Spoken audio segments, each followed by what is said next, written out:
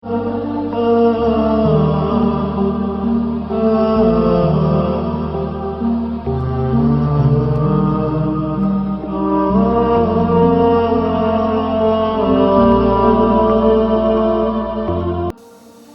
اللہ الرحمن الرحیم۔ السلام علیکم ورحمۃ اللہ وبرکاتہ۔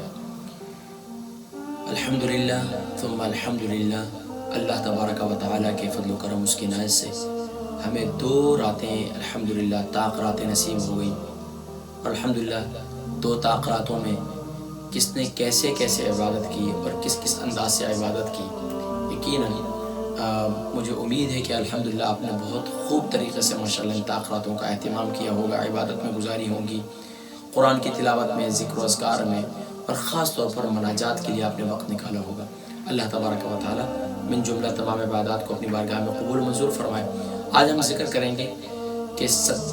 25ویں طاق رات یعنی تیسری طاق رات کیسے گزاریں، اور سلسلہ یادگار رمضان کی ہماری یہ آج الحمدللہ طاق رات کی تیسری نشست ہے۔ پیارے کریم آقا علیہ السلام کی ایک پیاری حدیث مبارکہ جس کے راوی سیدنا ابو ہریرہ رضی اللہ تعالی عنہ ہیں۔ پیارے کریم آقا علیہ السلام کے پیارے صحابی سیدنا ابو ہریرہ رضی اللہ تعالی عنہ سے روایت ہے کہ رسول کریم صلی اللہ علیہ وسلم نے فرمایا، کیا میں تم کو ایسی چیزیں نہ بتلاؤں جن سے اللہ تعالی گناہوں کو مٹاتا ہے، اور فرمایا درجوں کو بلند کرتا ہے، درجوں کو بڑھاتا ہے۔ صحابہ نے عرض کیا، یا رسول اللہ صلی اللہ علیہ وسلم بالکل بتلائیے، ضرور بتلائیے۔ پیارے کریم آقا علیہ السلام نے ارشاد فرمایا کہ نمبر 1 وضو کامل کرنا، نمبر 1 وضو کامل کرنا، ناگواری کی حالت میں کسی بھی کہ بے وضو کی کیفیت کے اندر بھی، یعنی کہ جب بھی تمہیں وضو کہ کرنا مشکل بھی ہو رہا ہے، ناگوار بھی گزر رہا ہے، پھر بھی کوشش کرنا کہ ہمیشہ باوضو رہنا، اور باوضو رہنے والا پھر بھی ہمت کر کے وضو کرتے رہنا، اور بہت سے قدم ڈالنا مسجدوں کی طرف، یعنی فرمایا کہ کوشش یہ کرتے رہنا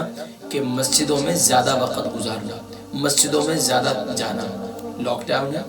لیکن جب انشاءاللہ اللہ کریم کرم فرمائیں گے تو مسجدوں کے رخ، لیکن اگر مسجدوں میں نہیں جا سکتے تو گھروں میں مصلی موجود ہے، مصلوں پر زیادہ وقت گزارنا۔ یہ اللہ والے جتنے ہوا کرتے تھے، یہ کتنا وقت اللہ کی بارگاہ میں مصلی پہ، ہم تو چاہتے ہیں فٹافٹ 5 منٹ جلدی ختم، مصلوں پر زیادہ وقت گزارنا، یعنی دور سے آنا بار بار، یعنی کہ آپ کو کوشش کرنی چاہیے۔ مسجدوں میں جب جاتے ہیں تو ظاہری بات ہے دور سے آتے ہیں، لیکن چلے الحمدللہ اگر مسجدیں بھی کھلیں گے انشاءاللہ ہم جائیں گے، اور لیکن اس سے پہلے کوشش یہ کرنی ہے کہ اپنا زیادہ وقت اپنے گھر میں نماز کے لیے، عبادات میں، مصلی پر گزارنا۔ اور فرمایا آقا علیہ السلام نے فرمایا ایک نماز کے بعد دوسری نماز کا انتظار کرنا۔ سبحان اللہ، یہ عمل ایک ایسا ہے جو سبحان اللہ ہمارے ایمان والوں کے درجات کو بلند، فکر ہونی چاہیے کہ ہماری ایک نماز رہے گی، ابھی ظہر کا وقت ہو گیا، اب اس کے بعد عصر کا وقت ہونے والا ہے، جلدی جلدی۔ بہت سی خواتین ہیں، بہت سی مائیں بہنیں ہیں، بہت سے بھائی ہیں جن کو فکر رہتی ہے نماز کی، تو ماشاءاللہ اول وقت میں نماز پڑھنا بڑا باعث اجر و ثواب ہے۔ تو اس لیے کوشش کریں کہ اللہ کی بارگاہ میں جلدی حاضری دیا کریں، اور ہم بلا وجہ جو ہے تاخیر نہیں کرنی چاہیے۔ تو اللہ کریم آپ کو بھی توفیق نصیب فرمائے، مجھے بھی توفیق نصیب فرمائے۔ تو اس لیے کیا بات سیکھی ہم نے؟ پیارے کریم آقا علیہ السلام نے ارشاد فرمایا کہ ہمیشہ باوضو رہنا اور وضو کامل کرنا، اور فرمایا کہ کوشش کرتے رہنا ہمت کر کے، ہمیشہ ناگواری کی کیفیت بھی ہو، مشکل بھی ہو، سردی ہو، گرمی ہو، کوئی بھی ایسی کیفیت ہو، وضو کرنا مشکل ہو رہا ہو، پھر بھی وضو کرتے رہنا۔ اور میں آپ کو ایک اور عمل بتاؤں کہ اگر آپ رات کو باوضو ہو کر سوئیں گے نا، اور رات کو وضو کر کے جا کے بستر میں سو جاتے ہیں، اور آپ رات کو اٹھ کر بیڈ مصلی بچھاتے نہیں، نماز پڑھتے نہیں، لیکن اپنے بیڈ پہ ہی لیٹے ہوئے ہیں، اور ایسی آنکھ کھلی اور آپ نے اللہ سے کچھ کہہ لیا، اللہ سے کوئی بات کر دی، اللہ سے کچھ مانگ لیا، یقین جانیے حدیث مبارکہ مسلم شریف میں نے پڑھا تھا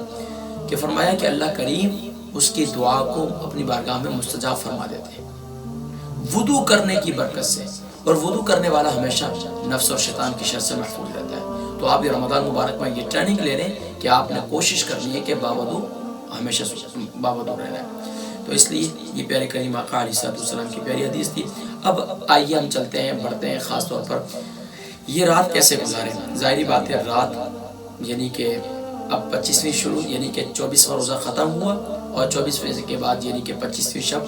افطار کے بعد ہی فوراً شروع ہو جاتی ہے، غروب آفتاب کے بعد، مغرب کی نماز کے بعد وہی عمل ہوگا، یعنی کہ 73 ٹائم اللہم اجرنی من النار اور 11 ٹائم اللہم اجرنا من النار۔ میں نے بتایا تھا 73 ٹائم اپنی بارے میں اللہ کی بارگاہ میں دعا کریں، اللہ مجھے جہنم کی آگ سے محفوظ فرما، اور اللہم اجرنا من النار یعنی جمع کی ضمیر کیوں؟ تمام کے لیے نیت کریں، اپنے گھر والوں کے لیے، اپنے اعزاء اقارب کے لیے، تمام امت مسلمہ کے لیے۔ تو اللہ کو یہ بہت پسند ہے کہ دوسرے کے لیے بھی آپ دعائیں یعنی جہنم سے بنا کے دعا کر رہے ہیں۔ اس کے ساتھ ساتھ مغرب کی نماز کے بعد یعنی کہ آپ نے 6 رکعت نماز اوابین پڑھنے ہیں۔ اوابین میں نے ذکر کیا تھا 2 گانا، کیونکہ اب یہ پہلی تاخرات ہے اور میں نے ذکر کیا تھا کہ تاخراتوں کی آپ تو ایک کوشش کریں کہ کھانا پینا کم کر دیں، اپنے وقت کو ضائع نہ کریں، اور کوشش یہ کریں کہ مغرب کی نماز کے بعد جو 6 رکعت نماز نفل ہیں ان کو آپ جو ہے ہر 2 گانے کے بعد 1 مرتبہ سورہ یاسین شریف پڑھ لیں، اور یہ عمل بہت محبوب ہے۔ اگر ہو سکے تو بہت اچھی بات ہے، نہیں تو آپ کم سے کم بھی 1 تسبیح لا حول ولا قوت الا باللہ العلی العظیم ہر 2 گانے کے بعد پڑھیں، اور یہ 6 رکعت کے اندر کوشش کریں کہ سورہ اخلاص کی کثرت زیادہ کریں، اور اس کے بعد عشاء کی نماز پڑھیں گے، اور عشاء کی نماز کے بعد جو ہے آپ کیا کریں گے؟ عشاء کی نماز کے بعد جو عمل ہے وہ ہے پنجم کلمہ، 5واں کلمہ۔ 5واں کلمہ استغفار جو ہے وہ اگر ممکن ہو سکے تو 100 مرتبہ پڑھیں، اگر ممکن نہیں ہے تو کم سے کم بھی آپ نے 21 بار پڑھنا ہے، 5واں کلمہ 21 بار۔